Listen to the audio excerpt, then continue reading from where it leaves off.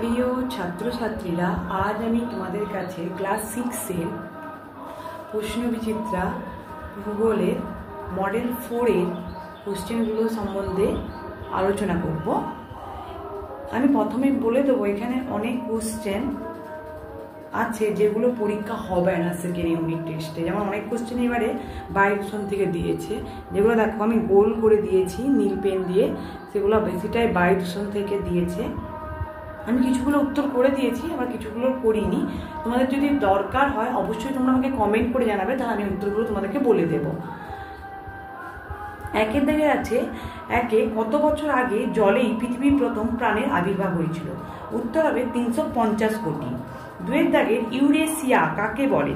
উত্তর হবে ইউরোপ ও এশিয়া দুটি মহাদেশকে একসাথে ইউরেশিয়া বলে। তিনের দাগের দক্ষিণ আমেরিকার শুষ্কতম শীতল মরুভূমির নাম কি?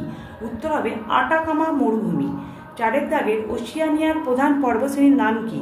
উত্তর হবে গ্রেট ডিভাইডিং রেঞ্জ। পাঁচের দাগের আন্টার্কটিকার সর্বোচ্চ শৃঙ্গের নাম কি? উত্তর হবে ভিনসন ম্যাসি। ছয়ের দাগের রাশিয়ার গবেষণা কেন্দ্রের নাম কি? উত্তর হবে ভস্টক। সাতের দাগের আন্টার্কটিকায় অবস্থিত ভারতের প্রথম। এবার আমি তিনের দাগের কোশ্চেনগুলো আলোচনা করব।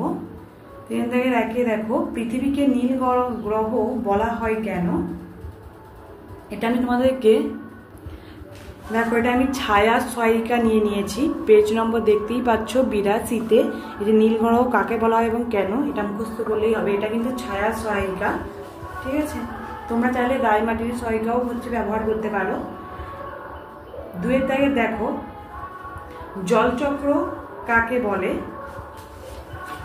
আমি তোমাদেরকে জলচক্রটা দেখিয়ে দেব কাকে বলে। দেখো, এটা ছায়া সহায়িকা। যে জলচক্র কাকে বলে, পেজ নম্বর দেখো, এই যে 78-এ আছে জলচক্র কাকে বলে। এটা অবশ্যই তোমরা বাড়িতে মুখস্থ করে নেবে।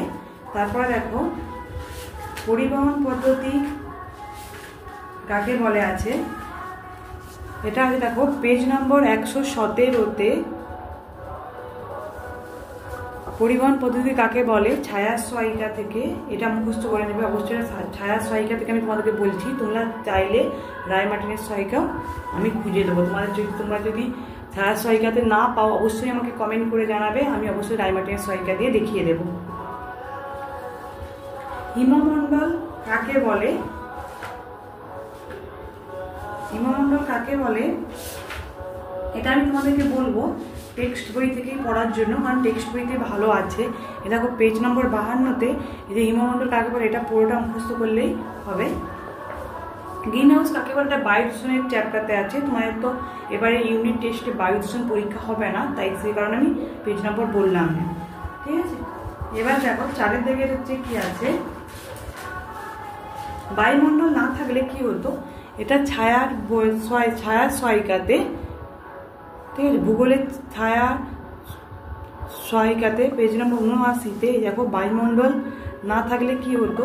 এই যে এখান থেকে পরের পৃষ্ঠায় দেখো, এই যে 5টা পয়েন্ট আছে, তার মধ্যে যে কোনো 3-4টে পয়েন্ট মুখস্থ করলেই হবে।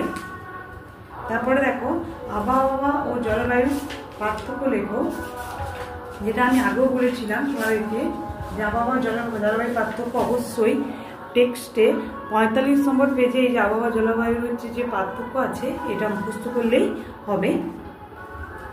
তারপরে দেখো অ্যাসিড বৃষ্টি সম্পর্কে সংক্ষিপ্ত আলোচনা করো।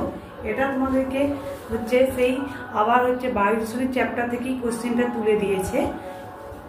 চারের দাগটা দেখো, ওজোন স্তর সম্পর্কে ধারণা দাও। এই যে ওজোন স্তর দেখো সহায়িকাতে, ছায়া সহায়িকাতে, এই যে পেজ নম্বর 81-তে ওজোন স্তরে যে টিকা লেখো, এটা লিখতে হবে পুরোটা, আর এই ছবিটা আঁকতে হবে, আঁকলেই হবে। এবার টিকা লেখো। আন্টার্কটিকার ভবিষ্যৎ আছে, যেটা আমি তোমাদেরকে অবশ্যই বলবো যে টেক্সট বইটি খুব সুন্দর দেওয়া আছে, তোমরা টেক্সট বইটি অবশ্যই সুন্দর করে মুখস্থ করে নেবে। দেখো এই যে পেজ নম্বর 42-এ আন্টার্কটিকার ভবিষ্যৎ, এখান থেকে এতটা পর্যন্ত মুখস্থ করলেই হবে। তোমাদের যদি আমার এই চ্যানেলটা ভালো লেগে থাকে বা তাহলে অবশ্যই আমাকে লাইক, কমেন্ট এবং শেয়ার করে দেবে, যাতে সবাই আমার চ্যানেলটা দেখতে পায়। আমি তোমাদেরকে ছায়া সহায়িকা থেকে আর টেক্সট বই থেকে খুঁজে দিচ্ছি। তোমরা